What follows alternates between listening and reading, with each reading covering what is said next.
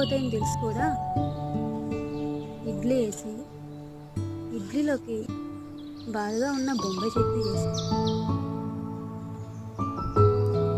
Bombay చట్నీలకి combination కింద కారపొడి చేసి ఈ రెండు చేసాం కదా అని తీగా పుల్లగా కారంగా ఉంటుందని అల్లం పచ్చడి చేస్తే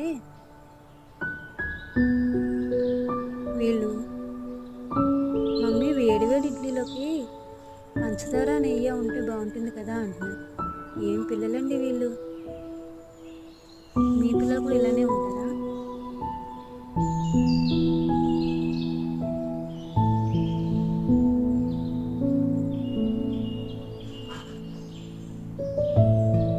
లైక్ చేయండి, షేర్ చేయండి, సబ్స్క్రైబ్ చేసుకోండి.